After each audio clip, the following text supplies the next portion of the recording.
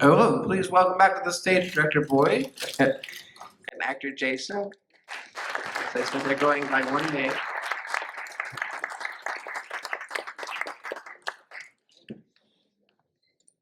Hello, welcome me back. So Hi. before we start talking about this, I believe there's a volunteer on either side of the auditorium with pieces of paper and pencils. I know y'all got questions. We want to hear your questions, so just flag them. They'll come to you. You don't have to go to them. Write down the questions and bring them back. And then volunteers, you get 5 or so questions. Feel free to bring them up here to me. And in the meantime, we'll start with a few questions from me. Wow, so this film, it has a organ stealing doctor, a murderous cigarette seller. It has Alzheimer's diarrhea. It has crazy set pieces with stabbings with knives and Cabinets. and yes, and needles and all kinds of violence. So I've been wanting to ask you this for a long time, Director Boy. What's wrong with you? Everything is wrong with me. No. So, but what really struck me, there's a couple of things. For all the bad things that happen here, all the characters, each story is balanced with pathos. There's something to make you feel sympathy. In the case of the welfare lawyer, even in the case of the doctor who's trying to save his daughter. So how did you come up with these ideas, and and also did this story come from the headlines, or how did you put it all together? Okay, hi. Thank you for staying around. I'm Boy here, I'm the director of the film.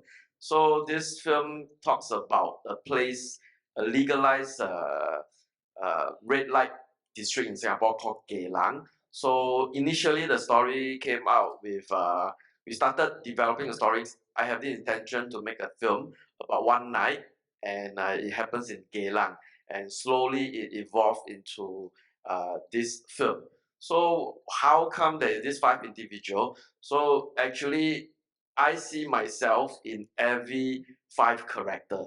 So for example, there was a period of time I wanted to start a brothel, and I want to learn how to. Oh, wait, what? You wanted to start a what? Brothel. Okay, go ahead. Yep. I was quite a delinquent when I was young, so my first film is actually about a street gang, a story about street gang. So I see myself as Jie, the Gary when I was younger, and when I was older, I wanted to run my own brothel, and I was exploring that. And then later, I became a producer in a Singapore company, so I have some kind of power or a Singapore studio lah. So Celine is actually a bit of me reminding myself not to get that power out of the hand.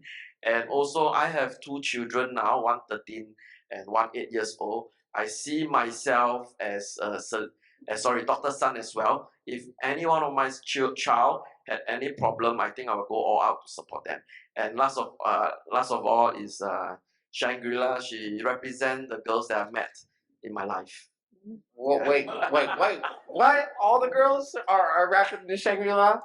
Yeah. Not say all the girl lah. Yeah. So in the midst of while we're doing the film, we did a lot of research on site lah. Basically, I met up with them. Some of them I understand where and why they are here. So we foster some good relationship with some sex worker lah.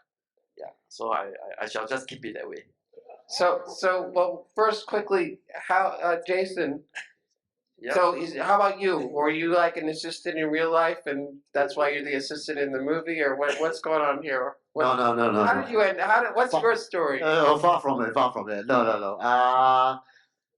What's my story? Yeah. Do you recognize him? He actually plays Red in the film. Yeah. He's The guy, Oh, the dude with the assistant. orange hair. Yeah, that's me. Yeah. My story. Well, no, Boy was my lecturer. That was when I met him, and I got into his first movie. At college, you mean? In a In a higher institute of learning, like yes. maybe like a vocational institute. Yeah. I was teaching film there, and then I saw him. He looks very unique, right? And I actually asked him to start in my first feature film in 2008 about gangs. So he's the antagonist of the film. Yeah, so it got me interested in acting, and I find it very satisfying. And then I just continued. and then I went to study arts, photography, and no, far from it. Far from what you see on screen. So another thing that struck me, this film is full of surprises, and one thing I noticed was that all the characters that are you wrapped up into you, um, they have some kind of agency. They take action, and that's what surprised me. For example, you think Shangri-La is just going to get stabbed by the doctor, but she sees him in the mirror. She fights back. Yep. So how did you manage to? How is that an aspect of your style? I think one very key important factor we try to achieve in this film is that we want to elaborate the fact that all human being, be it whether you're of a higher social status or if you are of a lower social status like a sex worker or a pimp, every one of us have our gray area. And there's not no black or there's no white. But you know when you put yourself into a circumstances or a situation, it will be that gray zone that you will depict lah. So also in the film, we are also trying to depict like in life, we always need to fight for what we want. Like as you can see, every one of them have their agenda, and every one of them have what they want to achieve at that night, and all the different circumstances cause them to do what they did today. And Shangri-La is maybe some of you might know in the Oriental world, Shangri-La actually means the paradise. So all five character of them have their paradise that they are pursuing, and ambitiously I try to consolidate the entire needs and wants of these five characters and try to compose it together to one night. Because I don't have enough budget to make into a series, so I just made it into one night and try to squeeze everything in. Thank you. I'm glad you mentioned budget. That's a good segue to my next question because you and I talked about how this was shot on a shoestring budget. Well, a couple things. Well, first thing, what really impressed me is how taut the pacing is and how tight the filmmaking is. So I'm wondering. I understand you shot it in only how many? 21 days? 23 days. 23 days. But how much time did you spend on rehearsing with the actors because the performances were right on, spot on? How much time did you spend with the action is Sunny Punk with him rehearsing and then the technical stuff because to get that all shot, it's such a complicated plot. To get that all shot in 23 days with all those aspects is really amazing. Yeah, thank you. So we basically shot this film in 21 days, and we have like a very small budget, probably in US or in American market, probably your uh, catering budget. So I make a film with about 900,000 USD, shot in 25 days, and we had some rehearsals, maybe like 3 to 4 days of rehearsal for the stunt, and a lot of time while we are shooting, Sunny will actually do rehearsal with the talent, and then Sunny will actually do a location recce where we are exposed to him where are we filming, and then he will design according to the environment, and he also did a previs so that he get his own stunt team to shoot how is it like for this scene with his own stuntman, and then he will show it to the talent and he will demonstrate to the talent. So basically, when we don't have money, we will try to practice as much as possible so that we can shoot it efficiently on shoot. And for those of you who have understanding of technical aspect, we shot in a we shot it in a Sony A7S, which is like a consumer prosumer camera, and the characteristic of the camera is that it do not need a lot of light and it's very mobile and it's very small, so it actually suits what we need. We don't have budget, we don't have enough money for lights, we shoot it with A7S, and I like the texture of the film. Yep. And then prior to that, in Singapore, those of you who understand the landscape of Singapore is actually a very strict and clinical place. Everything to the world is very clean and well systematically well organized country lah. But this part of Singapore, if you have a chance, please go to Geylang and give me a call. I'll give you the Whoa. best package there. It's not dangerous. It's not dangerous. It has a lot of delicious food there. Yeah, a lot We of go good there food. for food. Yes. And I'm a VIP there now. Do we have any Singaporeans in the audience? Yeah, any Singaporean audience? Oh, a couple of you. And Wow. people who have just been to Singapore.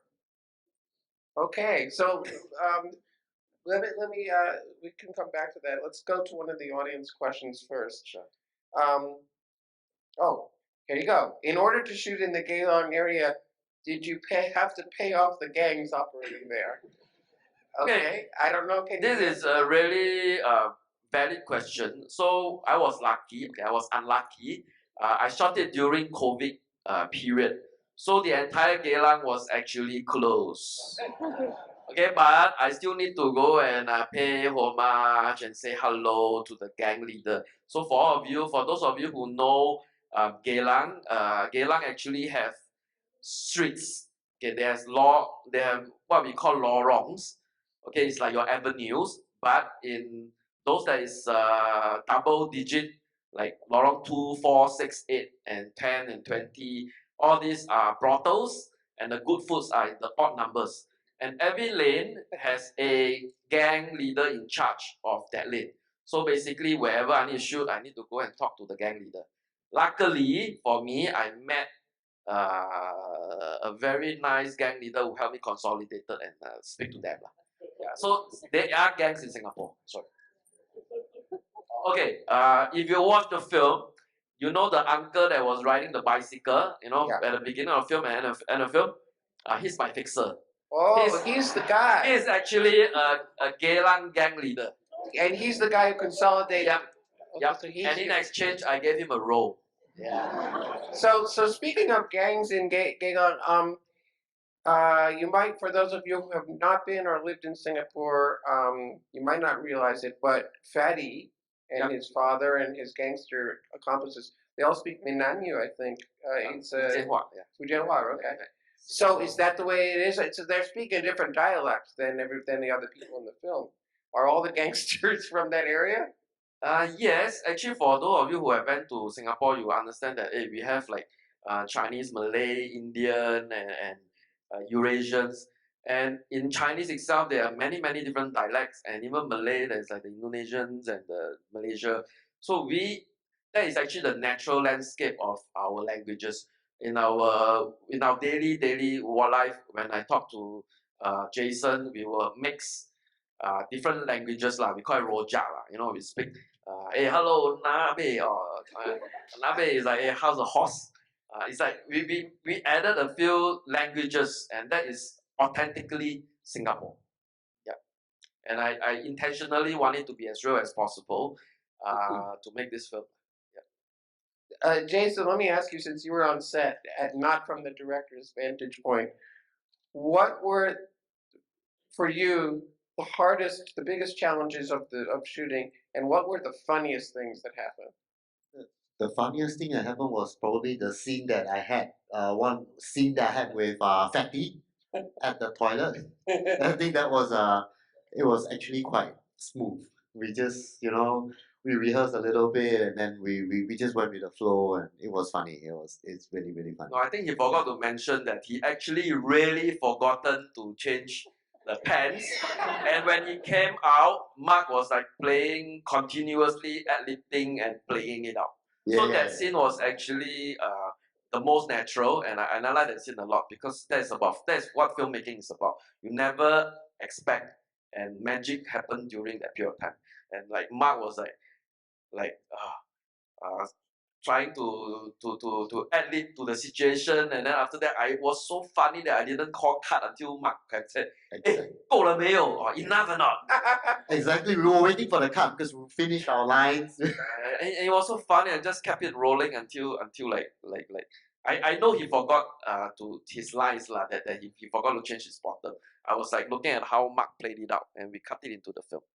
That's amazing. So you're telling me that was not scripted? Yes, it's not scripted. Oh, genius. Okay. Okay, here's another question from the audience. I read that. Oh, I got more. Great. I read that you consulted with Project X about sex work. What did you learn from them, and how did it affect your film? There's actually a volunteer body called Project X. So what they do is that they actually uh, help the sex worker, whether they are legal or illegal. Basically, they are they are street walker. Then they offer to give condoms, and then they help to let them understand what rights they have. They also have their own in-house lawyer to protect them. Basically, sex worker in Singapore, if you are not the legal one, you do not have much legal rights. But this organization actually help them specifically for this. And in the film, I actually consulted the founder and the executive director, and then my actress Sheila Sim, which plays Celine, went on like a field trip with them to understand what they do as well. So basically, they do have an organization called Project X in Singapore, but I name it Project Angel. Yeah. Okay. I loved this piece of horror noir. What sort of influences made this genre films in particular? I'm a big fan of Hong Kong director Johnny To and Ah. Andrew Lau. Sure.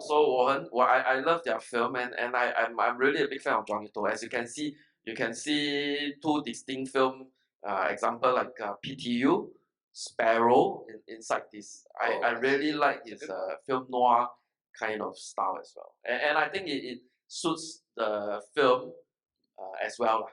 Yeah, it's a discussion with my DP, and we came out with this look and style. And because we got no budget, A7S. Yeah. Here's an interesting technical question. So, what made you want to approach this movie with this non-linear story structure? And do you have different versions of this where they're edited differently? Yes, they were 2, 3 version earlier before this. So after I as a filmmaker, I believe that when I make film, I made it for my audiences. So and I make a conscious effort because I've been producing and I've been scolding director as well. So I have this so-called workflow that I always believe in. The director will cut 2 to 3 version until he's satisfied. Then I will bring in a group I bring in several groups of focus group people, because I always believe that when the director or the writer or even the editor have 2 different group of editor, they work on the film too much. They are very locked and do not appreciate or understand it from a film or an audience point of view. So I actually do like different demographics to do focus group, and we always work on this. If out of 10 people, 6 people say the same thing, that is a problem we need to rectify. If everyone said they said different things, it means that it's a personal preference kind of thing. So I did like 6 to 7 rounds of focus group trying to make this script work lah. And one of the biggest hurdle is that because it's so complicated, there's 5 character in one night and the story intertwined. We had a lot of version trying to resolve the fact that does the audiences get it. So it was a very big hurdle, and I really hate flashback. But I think after attempting many version, this is the best way to deal with it lah. Which I'm not a fan of flashback.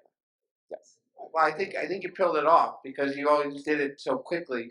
I was really, to be honest, as a viewer, when you would say 1 week before, 1 day before, you wouldn't spend a lot of time in the flashback. A lot of filmmakers go flashback in the flashback, but you came back very quickly. It was Yeah. very well paced. Yeah, it was just to feed you information. Something like this happened. Something like this happened. And then by the end of the film, when everything is being summarized or concluded, hey, oh yeah, this happened earlier on.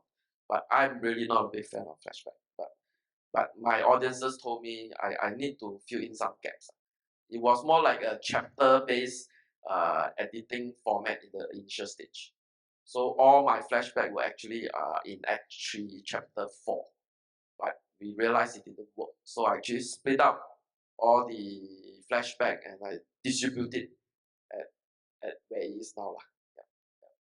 We were actually talking beforehand because I was telling you, boy, that and Jason, that a lot of people I was telling them about this film. They said, Isn't Singapore the place where if you spit on the street they cane you? Like, how would they let a crazy film like this? And what did you tell me? You said actually. Actually, this film is funded by IMDA. IMDA is actually a government, like a film commission department, fully run by the government, and they actually gave me a funding. It's not an easy process. I applied this funding for the third time in order for me to get the film.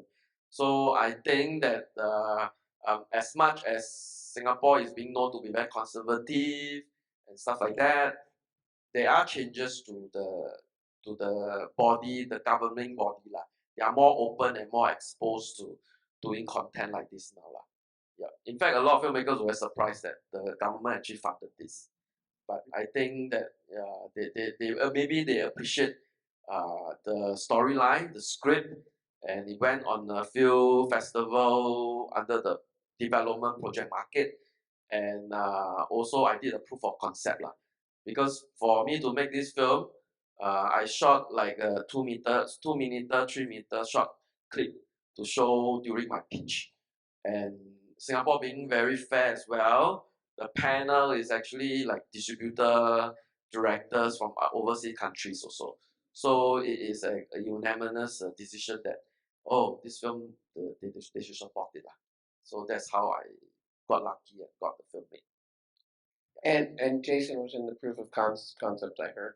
Yes, actually, several of the cast, almost all of the cast from his first movie, including myself, we actually came together, like a reunite, and then we did the proof of concept trailer. Yeah. The reason is because they are all free. So when I call them, hey, can you help me? They all come down. Well, proof of concept, no money. So I get him in, and then in my proof of concept, there were 2 original casts. The doctor was actually from my proof of concept. And then the loan shark, the fat loan shark guy who stabbed Mark Lee, he was originally Mark Lee's character in the proof of concept, hence fatty. Yep. But I actually explained it to be all too much stress, then he slimmed down so much lah. But 2 of them. And then originally during COVID, I had a Vietnamese actor to play Ah Jie. Ah Jie was in the original proof of concept as well. However, first day of shoot, he kena COVID. Or kena means got got COVID. Yeah. So Ah Jie is the one riding the e-bike, the cigarette seller, the one who robbed the pig. Yeah. So he got into COVID situation. So I have to change Ah Jie in lah. Ah Jie is actually a delinquent who turned his life around and became a very successful counselor. Wow. Yeah. So last question, and let me just preface this in case you didn't know. So Boy made his first feature, correct me if I'm wrong, 13 years ago? 10 years? Yes. 13 years ago? 2008. Wow. It's called 岁月 the days. Okay, the days? Yeah, the days. And so since then you have been producing films. You produced Zombie Pura that we showed here in the Irrigation Film Festival, for example. Number 1, Zombie Pura, some Jack News films, long time ago. Big Day. I actually produced about 12, 13 films before I make this. But it took you 13 years to get back in the director's chair. What's your next plan? What's the next film that you're going to direct? Can you give us a hint? Okay, I'm going to explain why it took 13 years also. Okay, first of all, this 13 years is because I made the first film. I self-funded it, and I lost a lot of money. And I'm very not that I'm rich. I took bank loan with my 3 other producers, and we paid it off in 3 years. Yeah, because we were young, we were passionate, and we don't know what we were doing. So, and we make a film with like $400,000 or $500,000 sink, and we make a film, and we lost all the money. So I'm very skeptical. And then when I was in the studio in Singapore, I'm a producer, and all the time I have to scold the director. Hey, not to scold lah, exchange pointers. What need to be done, what I think can be done.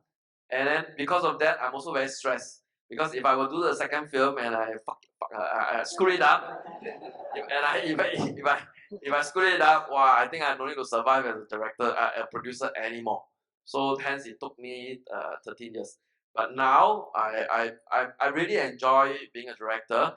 I'm actually developing 2 other films.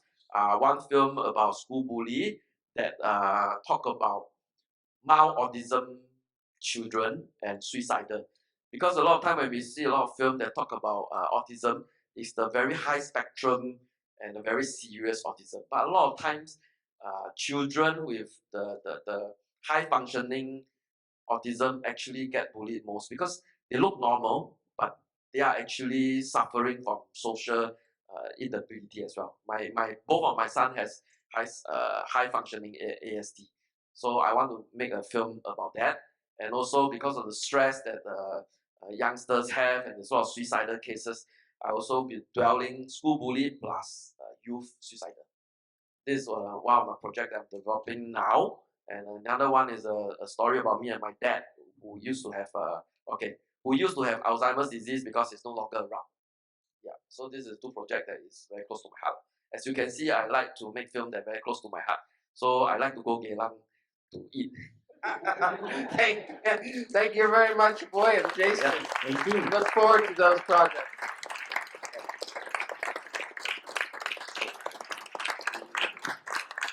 Want to take a picture?